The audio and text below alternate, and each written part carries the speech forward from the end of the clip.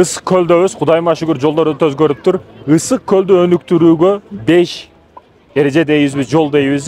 Дагы да өнүгүш үчүн 5 эреже. Биринчиден, урматтуу мекендештерим, Туркияга барыңыздар, көп жерге барыңыздар, ыйыктык символу бар да.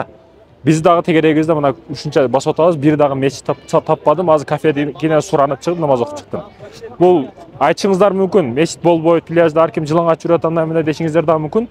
Ага адам азыраак жерге анан мындай тегерек тосулат. Ал жерге келип отурат, скамейка коюлат, отура турган мааниде, жанында чоң китепканасы болот, китеп окуганы китеп окуйт. Айтор ушу мечитти дагы жолго коюшубуз керек. Биринчиден, экинчиден, бул жээктеги сөзсүз түрдө туалет маселеси биринчи кезекте болуш керек.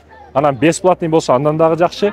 15 сом бардык шарты менен дегениңиз менен көбү ошого дагы кызганат, көлүбүздү булгап коюшу мүмкүн, өзүнүн чыккан зара жана башка бирдекелери менен.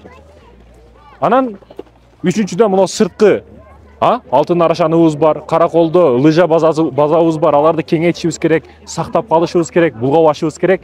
Биринчи бизден башталат. Бул дагы бизге тиешелүү керектүү маселелерден. Ал эми урматтуу мекендештерим, дагы бирөөсү тазалыкты негизги орунга коюшубуз керек. Көлдүн жээгинде бутылка болобу, кагаз болобу, бакалашка болобу, айырмасы жок, бардыгын тазалыгын ордуга коюшубуз керек. Мусор чакаларды коюп, убагында алынып, тазаланып. Анан биз акыркысы негизги маселе адамбыз да. Адам адамды тартат. Адам адамды тартат. Рекламабыз бүт дүйнө жүзүгө тараганы менен келгенде адамдарыбыз корс, копол, алдап кетмей, бүт эптеп турист алдап акчасын алмай болсо, эч ким бизге кадамын койбой коет. Өлүм житим болуп атса, кырсык бале болуп атса, алдап кетип атса, анан ким келсин турист болуп? Ошондуктан айтарым, бизде көбүнчө мына казак туугандар келет, өзбек туугандар келет, кошуна сосед мамлекеттер, сырттан Европадан да келишти баштады, Кудайыма шүгүр. Ысык көл дегенде адамдар супер дей турган болсо, ошондо бүт бардыгы жайында болот.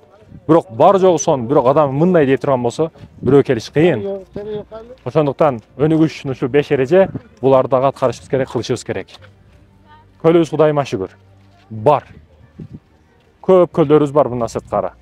Азыр бул көлдөн кийин бул жакта Алтын Арашан, Жети Өгүз, Каракол, бул жактарга киребиз, андан кийин Нарынга киребиз. Нарында буюрса Соңкөл, Көлтөр, башка көлдөргө дагы кирип, андан кийин Сарычелекке бисмилла деп кадам коебуз. Аллахым берген Кыргызстандын жерлерибизде, өзүбүздүн жерибизде туруп, өзүбүздүн жерлерибизди көрбөсөк, бул өтө уят нерсе. Ошондуктан бул нерселерге маани берели. Өнүгүү ар бирибиздин өзүбүздүн колубузда, өзүңдүн колуңда. Бир банандын почогу турабы, бир даракты бирөө сындырып атабы, бирөө көрүп, Кыргызстандын жериндесиң, сен кыргызсың, сен сактасаң, сен башка эч ким сактабайт. Бирөө бирдеке таштап атабы, же шагың сындырып атабы, токто. Дешибиз керек. Мисалы Туркияга барып туруп, туризм өнүккөн да ал жерде. Ар ким келип кете берип, туристтерди мындай байкап калышкан да түрктөр.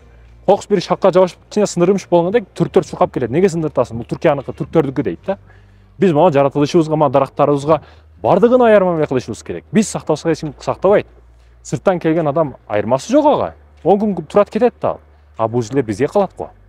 Ошондуктан сылы сыпа болушубуз керек, мамилебиз оңдошубуз керек, алып бакылабызды жакшына кылышыбыз керек. Диний маселелерге келгенде бизге көпчүлүгү мусулмандар келет. Себеби сосед мамлекеттер бүт мусулман. Түрктөр келет, түрктөр дагы мусулман. Ушу диний жактан дагы маселелерди ордуга коюшубуз керек.